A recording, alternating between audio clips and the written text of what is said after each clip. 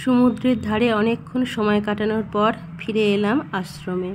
আর আশ্রমে এসে শ্রী শ্রী রামকৃষ্ণদেবের এত সুন্দর মূর্তি দেখে ভীষণই মুগ্ধ হয়ে গেলাম। ঠাকুরের দুই পাশে আছে গৌরনিতাই, আর নিচের ছবিতে আছে ঠাকুর স্বয়ং, পাশে মা শারদা, আর একদিকে আছে স্বামীজি। আর ঠাকুরের বড় মূর্তির পাশে আছে ছোট্ট গোপুসোনা। শ্রী শ্রী ঠাকুরের মূর্তির দিকে অনেকক্ষণ একভাবে তাকিয়ে রইলাম। কেন জানি না মনে হচ্ছিল ঠাকুর যেন এখানে সর্বদা বিরাজমান। এই আশ্রমের প্রতিটি আনাচে কানাচে মনে হচ্ছিল যেন ঠাকুরের আর মা শারদার ছোঁয়া রয়েছে। এই প্রথম আমি এই আশ্রমে এলাম, কিন্তু কেন জানি না বারবার মনে হচ্ছিল আমি যেন বাপের বাড়ি এসেছি দুটো দিন কাটাতে, আমার আসল মা বাবার কাছে। এই এক অন্যরকম অনুভূতি হচ্ছিল। পুরো রন্ধে রন্ধে আমি যেন বুঝতে পারছিলাম ঠাকুর আর মা শারদার উপস্থিতি। একটু পরেই শুরু হবে ঠাকুরের সন্ধ্যা আরতি, তারই ব্যবস্থা করা আছে এখানে। আর এই আরতি করবে ছোট ছোট বাচ্চারা। এখানে আশ্রমের যে স্কুলের ছোট ছোট বাচ্চারা আছে তারাই এই আরতি করে। ঘড়িতে তখন 5টা, পুরো উঠোন জল ছিটিয়ে ঝাড়ু দেওয়া হবে। আর সমস্ত অতিথিদের জন্য এখানে রাখা রয়েছে চা আর বিস্কিট। এখানে 2 রকম চা আছে, একটা লিকার চা আছে আর একটা দুধ চা আছে। যে যেটা খেতে চায় খাবে, তো সেটাই খেতে পারে।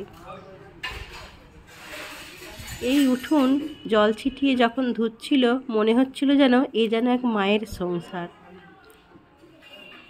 মা যেন প্রতিটি কাজ যেন সর্বদা দাঁড়িয়ে থেকে করাচ্ছে।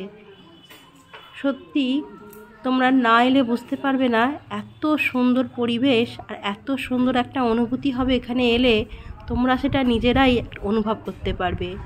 আমার যেন মনে হচ্ছিল এক মায়ের সংসার, পুরো মা নিজে হাতে যেন এই সংসারকে চালনা করছেন।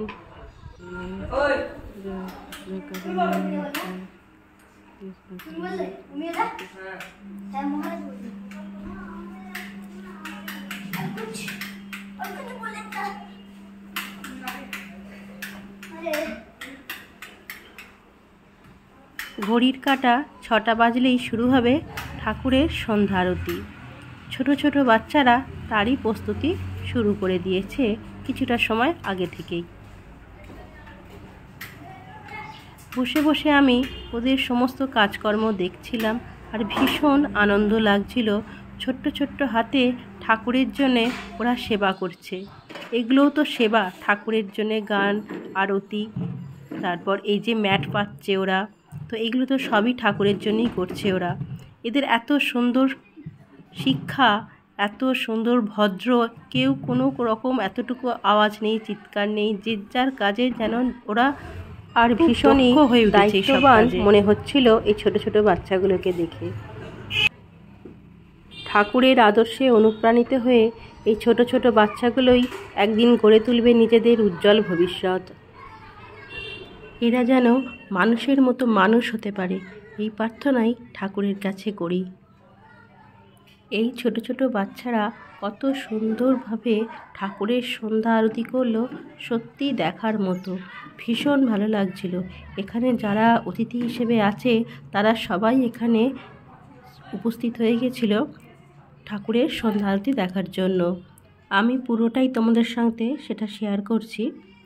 আশা করছি তোমাদেরও খুব ভালো লাগবে ঠাকুরের সন্ধ্যা আরতি দেখতে। ছোট ছোট বাচ্চারা একদম রেডি হয়ে সবাই চলে এসেছে সন্ধ্যা আরতি করার জন্য আর ঠাকুরের সন্ধেবেলা বন্দনা করার জন্য।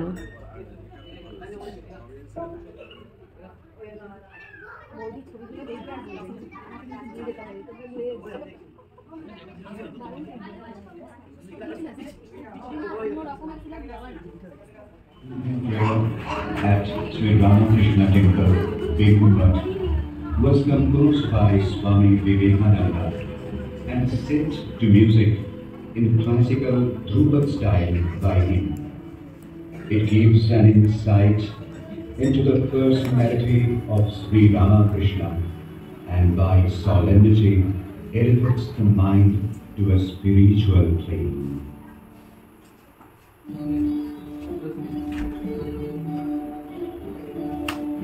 श्री रामकृष्ण मंदिर बेलूर मठ में संध्या आरती के समय गाए जाने वाले इस स्तोत्र की रचना स्वामी विवेकानंद जी ने स्वयं की थी तथा उसे परंपरागत संगीत के ध्रुवपद ताल में बांधा था।